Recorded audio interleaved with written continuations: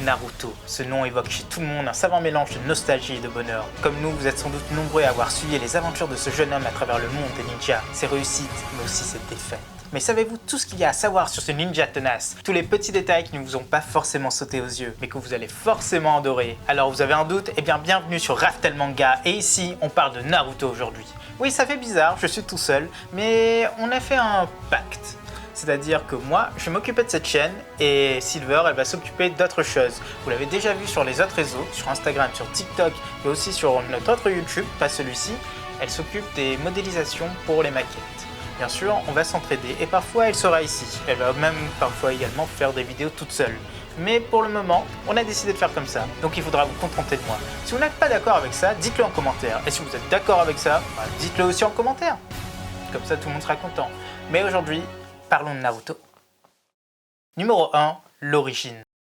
Allez, on commence avec une info qui est sans doute très répandue, mais savez-vous qu'est-ce que ça veut dire Naruto? Ça veut dire tourbillon? Eh bien sûr que non. Pas vraiment en tout cas, car en japonais, tourbillon se dit Uzushio. En fait, son nom vient du terme Narutomaki. C'est un poisson présenté sous forme de bâton avec une spirale rosée à l'intérieur. Et ce nom, il vient lui-même de Naruto, qui est une ville, mais aussi un maki roulé. La ville en question est très célèbre pour son phénomène de tourbillon qui attire pas mal de touristes. Et l'une des plus belles représentations de ce phénomène, c'est une illustration de Hiroshige. Ce tourbillon peut être vu 2 fois par jour, et il est observable du haut du pont au Naruto. Ça vous rappelle rien ça? Y a pas un petit clin d'œil avec le pont Naruto?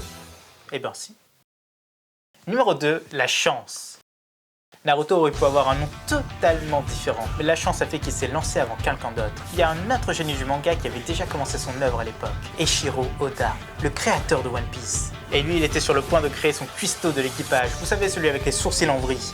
Et ben, figurez-vous que son nom aurait dû être Naruto. Mais lorsque le manga Naruto était en préparation, eh bien c'était foutu. Alors il s'est rabattu sur Sanji, le 3e. Vous savez tous que c'est une autre référence, mais on ne va pas l'expliquer ici. Et pour Naruto, il aurait dû forcément avoir un autre nom. Mais lequel, ça c'est une grande question et on vous laisse répondre en commentaire. Numéro 3, le rival.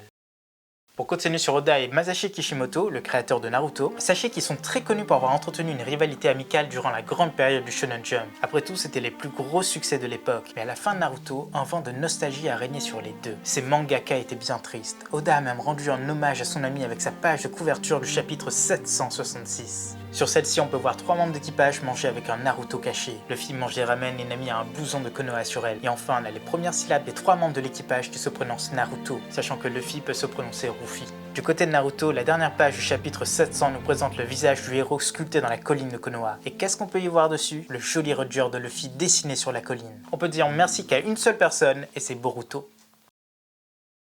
Numéro 4, l'orange.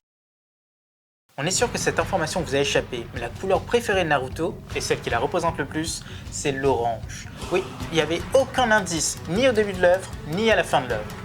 Aucune idée. Nous aussi on est passé à côté de ça, vous ne vous inquiétez pas. Mais étonnamment ça s'explique assez facilement. Sa mère c'est Kushina Uzumaki, la tomate ou le piment rouge. Et son père c'est le fameux Minato Namikaze, le 4e Hokage surnommé l'éclair jaune. Et le jaune plus le rouge ça fait forcément du orange. Il faut croire que c'est une idée que Kishimoto traînait depuis bien des années avant la grande révélation. Maintenant, Naruto est bien l'Hokage orange de Konoha. Numéro 5, le tic.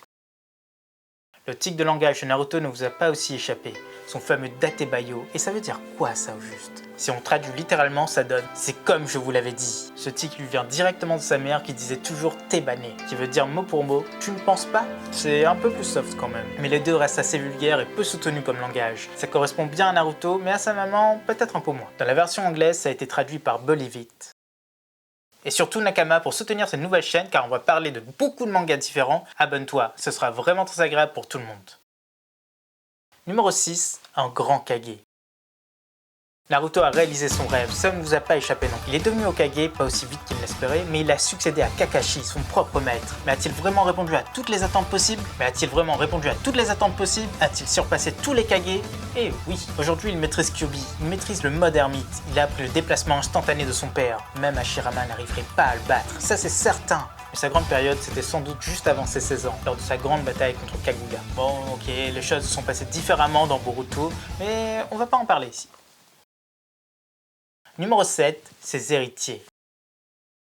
Naruto peut clairement partir en paix car il en a fait bien assez. Si un jour il meurt, au-delà d'avoir réalisé son rêve et d'avoir compris le sens de sa vie, il a trouvé des héritiers dignes de ce nom. Oui, il a forcément ses enfants, Himawari, la petite Obyakugan, Boruto, son fils si prometteur, mais au-delà de tout ça, il y a Konohamaru, son élève de longue date, celui qui maîtrise le Rasengan. Et enfin, on a Kawari.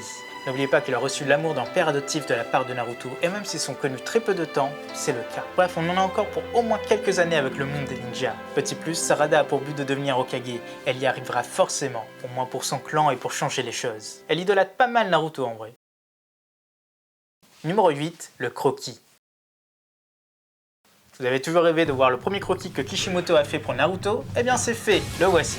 Oh pardon, on s'est trompé, c'est plutôt celui-ci. Kishimoto, dès ses débuts, il a dit vouloir faire de son héros un personnage idéal, un peu stupide mais totalement franc, à l'image de Goku en fait. D'ailleurs, ne vous y trompez pas, à part le fait que le héros soit toujours habillé en orange et bleu, qu'il ait les cheveux jeunes, qu'il veuille toujours montrer qu'il est le plus fort, qu'il a un ami rival aux cheveux noirs qui ne parle pas beaucoup et qui rentre dans des colères noires, ben ça fait pas beaucoup de similitudes, hein. Numéro 9, les prémices.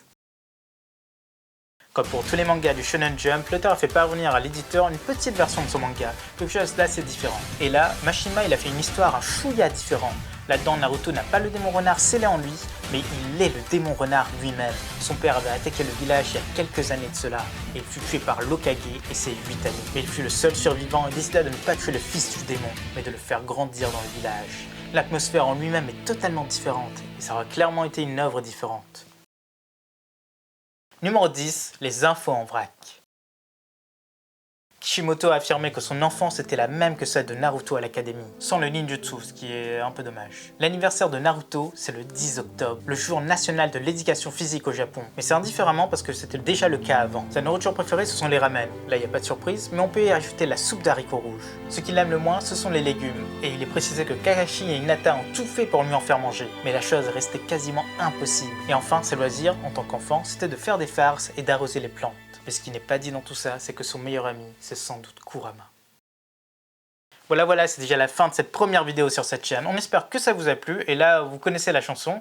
Abonnez-vous, laissez un like et partagez si c'est le cas. Vous serez les premiers, vous aurez forcément une importance folle ici. A bientôt les Nakamas.